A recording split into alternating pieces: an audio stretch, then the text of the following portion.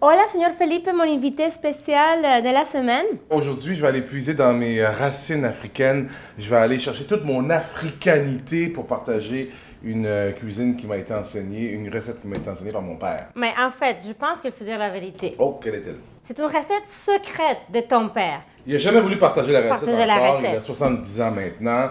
Donc, et c'est lui qui a toujours parlé de l'importance de la passation du savoir de génération en génération, du sang du père jusqu'au fils, au grand-père. et tout ça. Sauf sa recette. L'ingrédient principal, c'est ceci. OK?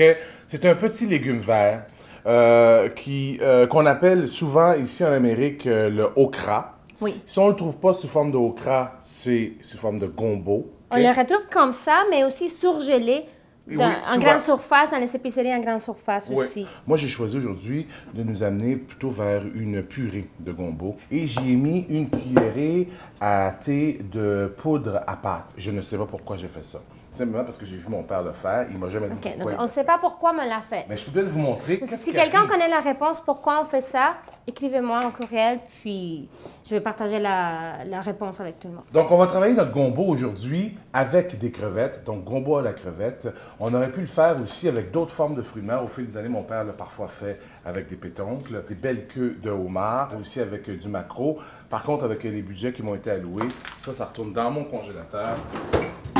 Combien de temps ça va nous prendre approximativement? Une trentaine de minutes. OK. Une trentaine de minutes pour faire notre base tomatée avec les crevettes. Et puis ça, on va servir notre gombo aux crevettes avec de la semoule de maïs. L'oignon, on va le perdre un petit peu là, dans la sauce tomatée. Là. On rajoute un peu d'ail? Ouais, un petit peu d'ail, s'il vous plaît. On a juste des tomates coupées en Ils dés, sont en dés. On va les faire tomber ici.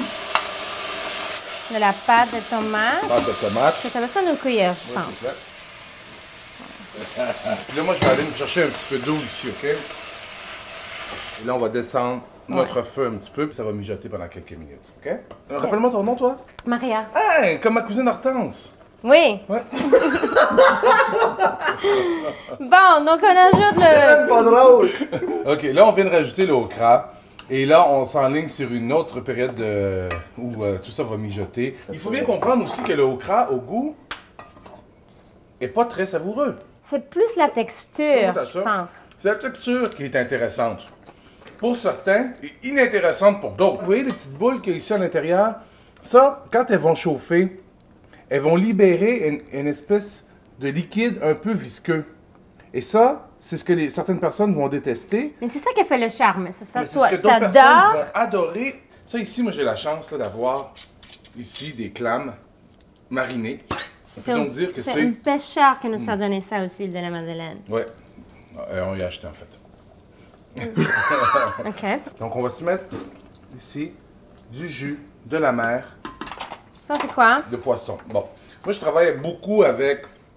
El mamma mia, mélange d'épices pour poissons et fruits de mer. J'en ajoute un peu ici. Mais on peut travailler aussi avec des blocs, OK? Ça, on trouve ça à la librairie espagnole, Entre ici autres. à Montréal. Ouais. J'ai un petit Tu vas secret dévoiler ton secret? que je ne veux pas qu'il soit révélé à personne. Ça, là, c'est à couper au montage, OK? Heinz. Ketchup Heinz Red Tie. On y met les crevettes, Ils sont parfait. déjà cuits. Je vais remettre un demi-cube de poisson, celui qu'on avait mis un peu plus tôt, là. Qu'est-ce que c'est ça? Sel de mer, un petit peu, OK? Les enfants vont quand même pouvoir en prendre parce que tout ça va se perdre. Là. Mais il faut dire que nous, Un, enfants, mangent deux, trois, épicé quand même. 4, 5. OK, c'est 7, excuse. là, on se rapproche vraiment, là. Finalement, on va juste réchauffer le crevette. On fait juste réchauffer les crevettes, comme ça. On repousse ça ici. Pendant ce temps-là, on a fait Ah, bouillir j'aime ça. de l'eau. Ça, on fait ça en équipe. Le truc ici, c'est que ça prend un fond d'eau bouillante. Alors, Un, on y deux, va? trois, go? Oui. Tranquillement. Tranquillement. Mais plus vite. Donc, vous voyez, il y a déjà une pâte qui commence à se former. Et on continue à brasser.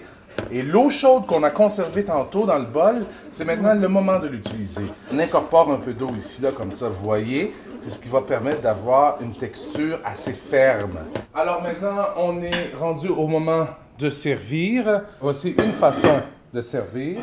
On peut y mettre la semoule dans le fond ici. Et par-dessus, y servir les crevettes au gombo. Gombo à la façon béninoise de Felipe. Merci beaucoup. Est-ce que tu vas me réinviter? Absolument. Merci beaucoup. Mais si tu acceptes. Avec un courriel.